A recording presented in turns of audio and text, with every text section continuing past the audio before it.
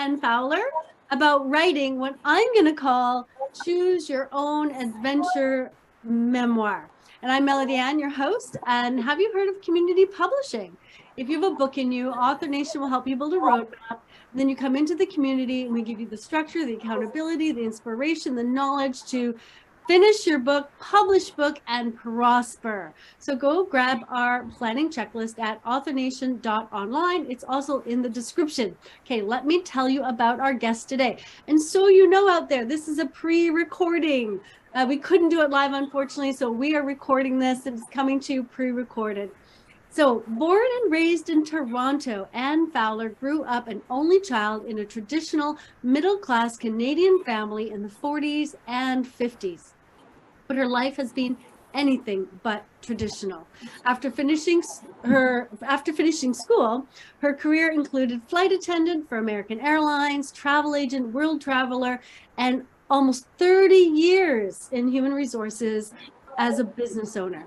In 2001, she closed her company and retired to take up another role in Central America, that of humanitarian community development volunteer in Honduras. She now lives there half of the year and the other 6 months in Ontario at her Halliburton cottage. I bet it's on a lake. And as someone once said when they described her various life pursuits during their introduction, and she's only 108 years old. She's actually not that old. Welcome, Ann. Yeah. How are you? Yeah. How are you? I'm good, Melody. I'm good. Wonderful. And I know you've got a lot of snow out there because one of my best friends lives in Vancouver. So I've been seeing pictures.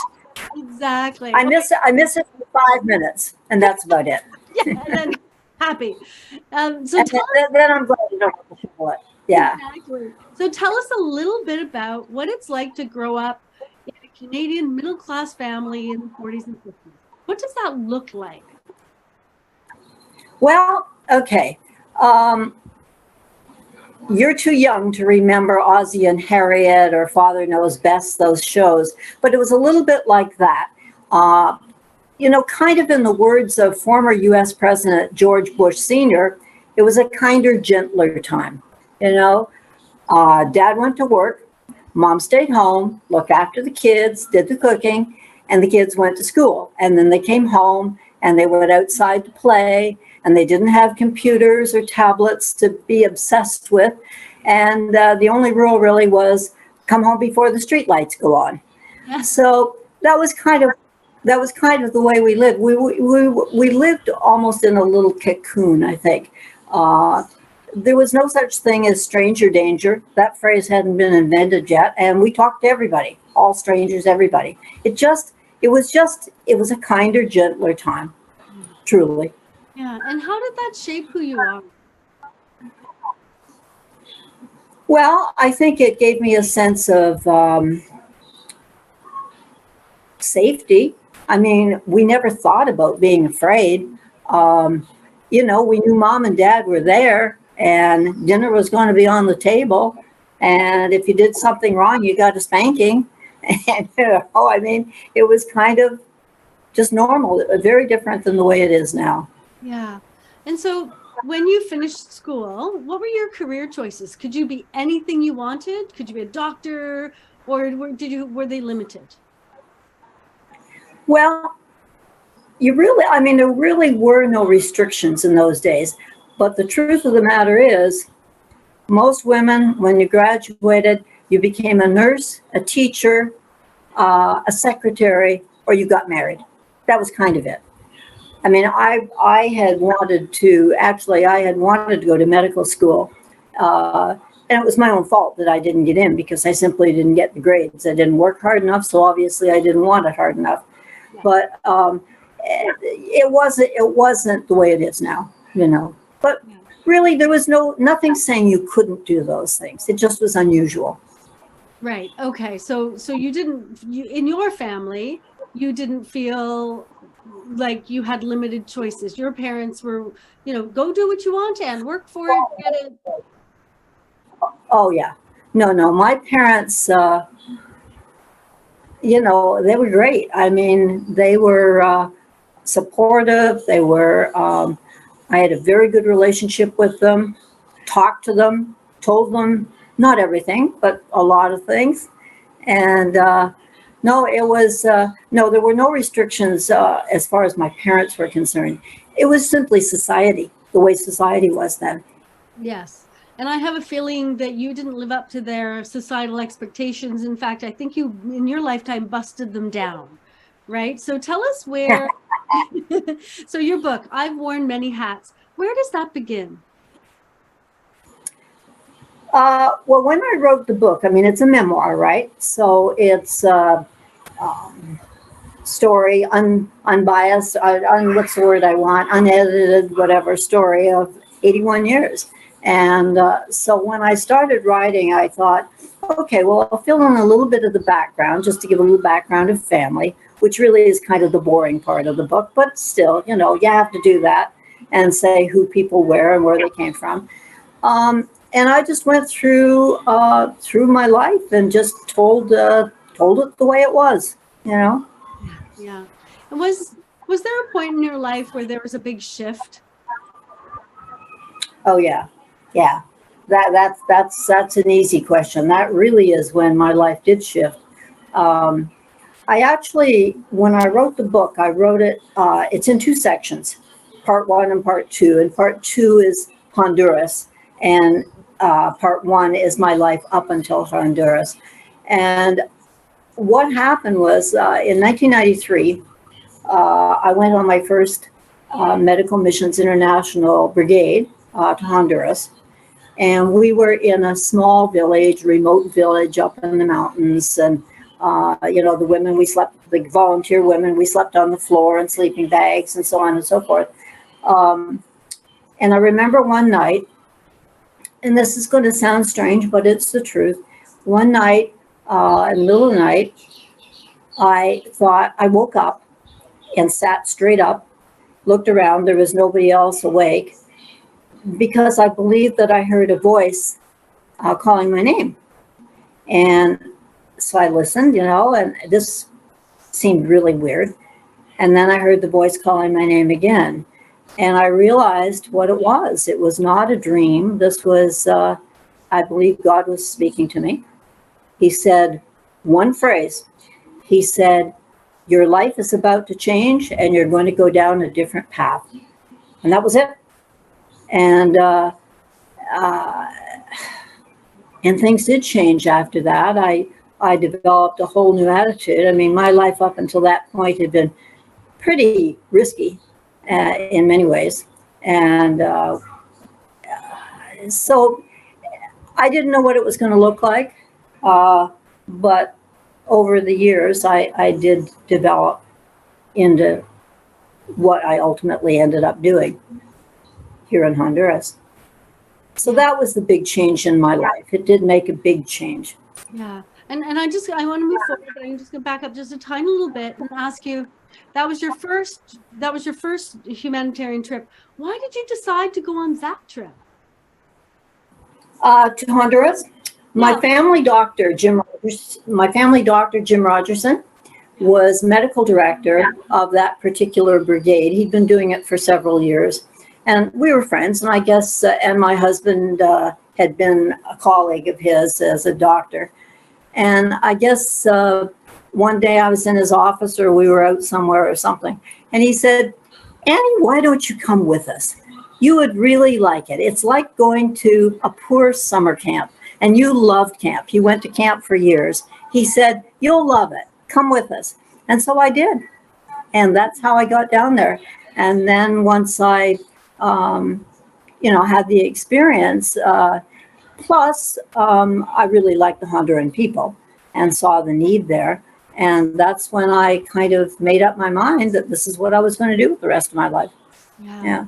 I like that. I like that it was happenstance. You were out somewhere and somebody kind of offhand said, oh, Anne, you'd love it. You should come. And you just said, yes. Yeah, and this is why I call your life your choose your own adventure memoir, right? Because when things kind of came up, you were kind of, in that way, you were a yes person, right? It's like, oh, an adventure? Yes. Right? Oh, own a business? Yes. Oh, travel? Yes. So you were a bit of a adventure, right? Yeah. Absolutely. Absolutely. Yeah. Yeah. That was me. You're Yeah. right. And that helps, and that helps. So tell me a little bit about how mentoring has entered into the picture, and because you talk about that, tell me a little bit about mentoring and what how that's happened for you and what that meant to you. Okay. I'm going to answer that question, but probably not in the way that you expect me to, because basically I was the mentor. I mentored many people, and that really was my role. Actually, in my book, there are a couple of the people that I did mentor through some successful things, wrote about it in the book, wrote a passage in the book. But, that probably all tied in with my human resources uh, persona, I guess you want to call it. I mean, I did that for over 30 years. And, but I had always been the mentoring type. I mean, even as a kid, I would mentor people. Um, it's just me, and Yeah. that seemed to be the role I was supposed to have. Yeah. So did anybody mentor me is what you're asking. Yeah. I'm not sure they did, to be honest. I gave that some thought. I thought about it, and were there people important to me in my life and people that I admired? Yeah, but no, truthfully, I can't say that anybody mentored me. So not a formal mentorship. No, not a formal mentorship anyhow. Being friends, offering advice, that kind of thing, sure. But that was just like in a normal, regular day kind of thing. Yes, exactly. Perfect. Thank you. And so in your memoir, you talk about obviously adventure because you are in a very adventurous soul. And you talk about mentorship and some of the people you've mentored. What are some of the other themes that kind of weave through your memoir? Well, as I said, the second half of the book is basically about Honduras. So that's kind of a separate section. But then you've got the first half of the book that describes my various escapades through my life. So you've got romance, you've got trauma, you've got risky behavior, you've got illegal endeavors, you've got regret, you've got forgiveness, you've got redemption. All of those things kind of go in there. Yeah, I love it. Into that book. Who doesn't want to read a book with all of that in there, right? Like, well, I don't know. I'm getting some pretty good reviews on the book from people, and but it's. I mean, it is my story. I mean, it's kind of a no holds barred story. Yeah, right. So I don't hold anything back. I mean, people have said, well, what did you leave out? Well, I don't think I really left anything important out. I mean, the gist was there, and some specific stories. So. Yeah, nice. And so when your reader, and I think you've made a big promise to the reader, it's like, look, you're going to get some adventure, it's going to be really fun and interesting. What is there another promise in there, like a light bulb moment? Is there some, the messaging that you're going to, strengthen up the reader? Is there that side of is like purely entertainment, or have you put in a little bit of mentoring yourself? No, I know. I think actually it's interesting you brought that up. I think the main thing that's come out of this, which I was very happy to see, was people said they found the book entertaining, they couldn't put it down, so on and so forth. And it was funny, and they did all these things. But the bottom line is they felt inspired. It provided inspiration for people in many ways, not just the Honduras thing, but inspiration for many things. Yeah. And I think that's probably the main thing I can say is it was inspiring. Yeah. Beautiful. Thank you. Thank you. It's good. That's good. I mean, I love a good book that takes me on a ride and it's fun and adventurous, but I also like some inspiration or some lessons learned. But at the end of the day, what does it leave you with? Yeah. Yeah. Yeah, I like Yeah. it. Beautiful. And so I remember us talking, and you talked about emotions and how important it is to express emotions and share emotions. Can you talk a little bit about, what you meant by that? Like how emotions play into your life? Yeah, that's actually interesting. Um, Something that I realized, I mean, I always considered myself an emotional person and, was outgoing and all of those things and huggy and kissy and stuff. But um, one of the things that I realized when I wrote the book and I had to face this was that I had a real problem with emotional intimacy. And I don't know why. I don't know why that was true. I don't know whether it was the fact that I was an only child, maybe, and didn't have brothers and sisters to share it with, whether it was fear of being disappointing my parents or disappointing my friends. I don't know. I don't know. And I'm not sure I will ever really know why. I mean, at almost 82, I'm a little bit old now to start developing emotional intimacy. I mean, my kids and I have talked about this, and it just, I don't know. The answer is I don't know. Yeah. But the book did help me. The book did help me in terms of facing that. And so that was good for me personally. Yeah. And so what advice would you give to others from that standpoint? Well, probably, deal with things as they happen. Don't sweep things under the rug. Don't be like I was, where I would develop my Scarlett O'Hara persona and say, oh, well, tomorrow's another day. I'll think about it tomorrow, that kind of thing. Yeah. So that's probably the best advice I can give. Yeah. And how did you decide? I mean, because you've lived a long life, as you say, and it's all in one book. So how did you decide what were the most important things? How much emotion to put in? How did you kind of pick through everything and pick what was in the end included? I just let it all hang out there. Yeah. Just let it all hang out. I did. Yep. I mean, I suspect, though, that if you wrote every detail of everything, you'd have a book that's at least 1,000 pages. So how did you? yeah, pick the things that I talked about. Yeah. Pick the actual incidents. Yeah. Well, as I said, when I started the book, I wanted to give a little bit of family history because I thought that's important in a memoir. And I went through the various stages of my life, and then I just thought about what were stories that happened, important things that happened, life-changing things that happened, trauma that happened, romances that happened.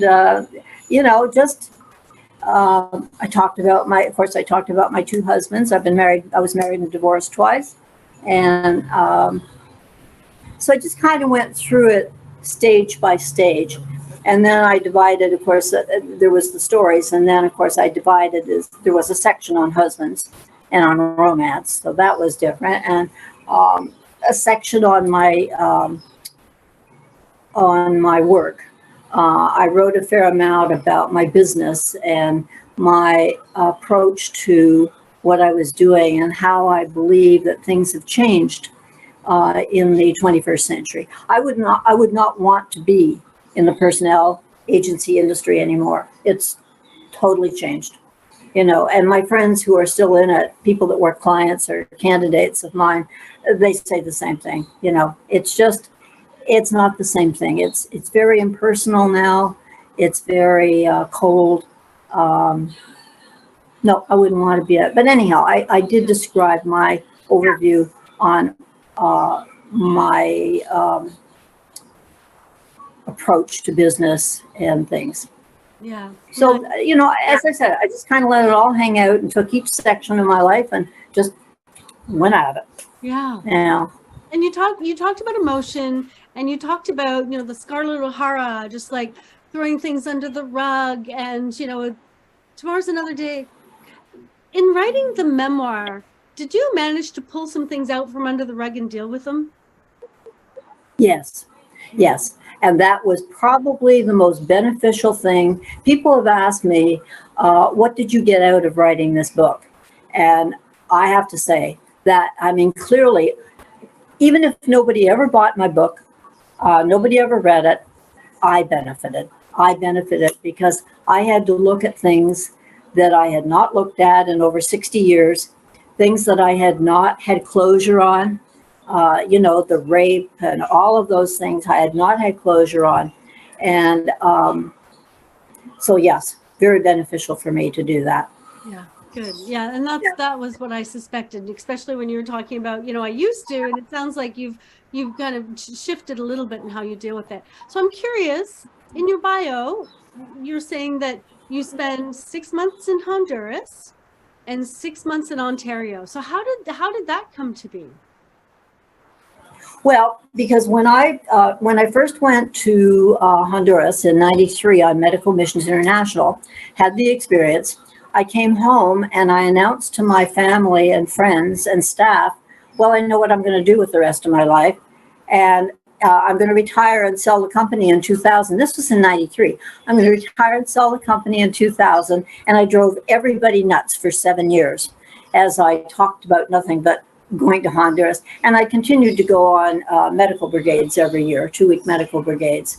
And but I was planning and plotting and what I was going to do.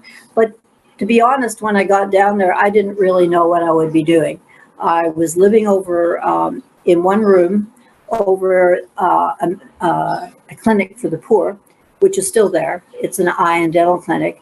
And I really didn't know what I'd be doing. Am I going to clean toilets? Am I going to clean, cook? What am I going to do? But what I did do was, of course, develop a lot of programs, a lot of education programs, and really got into it. And it was the beginning of the programs that we're still doing 20 odd years later. Yeah. So it was an eye opener for me, and it evolved every year that I was there. Yeah. And I'd imagine your work in personnel probably helped you with programming. There's a connection there. Yes. Yep. I think so. Yeah. And it also helped me at the clinic because for a time there we had a problem. We didn't have a director to run the personnel. And so, of course, I kind of jumped in and fulfilled that role as well. But so, yes, you're right. It did help. Yeah. And so what are the main things you do now in Honduras? When you spend your 6 months there now, has what you do shifted? Well, it's shifted in the sense that I've slowed down. When I first moved to Honduras and I lived in El Progreso in the one room, and I did that for 4.5 years and never expected to stay in Honduras. My best friend and I were going to retire to Mexico, and we were going to have a look after a dog business on the beach for all the foreigners. I don't even ask.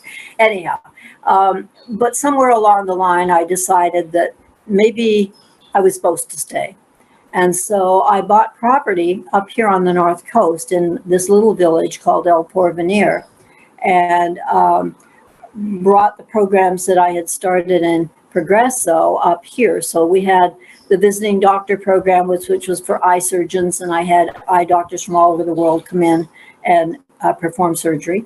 The dental program, the healthy living program, which is education for the kids. And that's how I really got into the education for the kids. And so when I got up here and got into all those programs, and again, it's just there's so much of it. If you go to my website, if you go to my webpage, which I don't know where you've got that, but we can put it on at the end maybe. Yeah, the description. If you go there, you've got a pictorial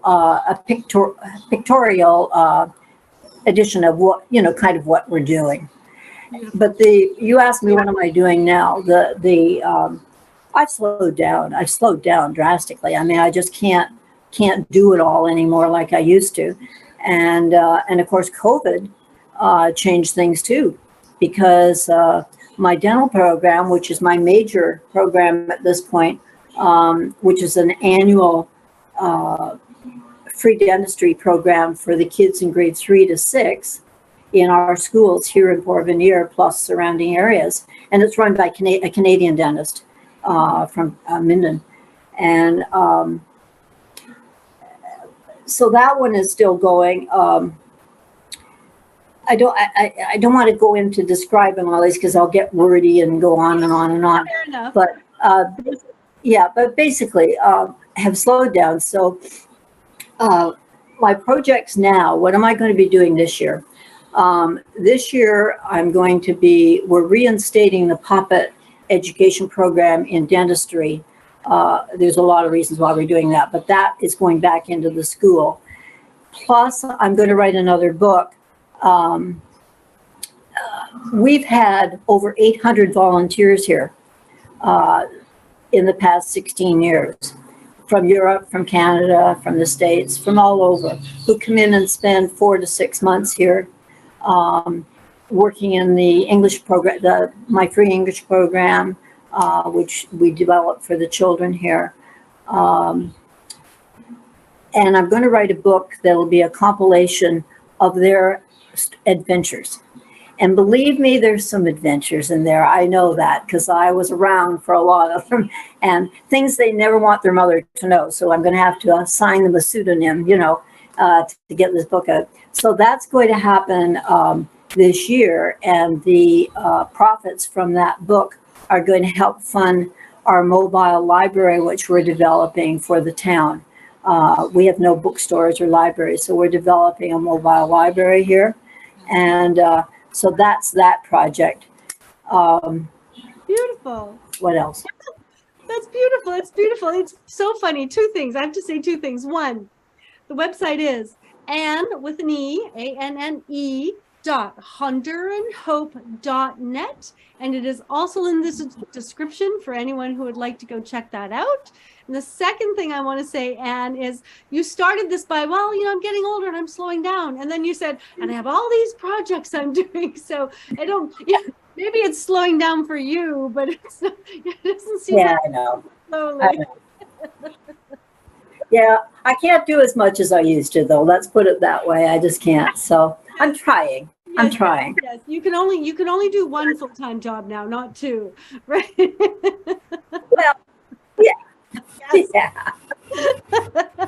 And where can we get your book? It's on Amazon. Okay. And just go to Amazon.com, and you can get it in Canada, get it in the States, you can get it in England, you can get it in Australia, it's everywhere. And yeah, I'd really like people to support it, because the proceeds from my book go towards funding my dental program and my education program for the kids. That's what I'm using that money for. So exactly. And I have put the Amazon links in the description. So please go buy one of the books, support Anne's programs, the multitude of programs that Anne has. Perfect. And if people want to reach out to you, like if they want to come volunteer or they want to be a dentist to come down, where can they reach you? Well, they can reach me at my email, which I think you've got on the site there, or on Facebook on Anne Hamilton Fowler. Go to message on Facebook. Okay. Probably Facebook's probably the best way to get me these days, but I still check my email. So, and it's ann.fowler@explorenet.ca, but you've got that written down on the information there. Yes, we have in the description, we have the Amazon links, we have Anne's website, and we have her Facebook. So that's the way we have for you to get a hold of Anne if you're interested. And thank you so much for joining me today. So much fun. Well, thank you.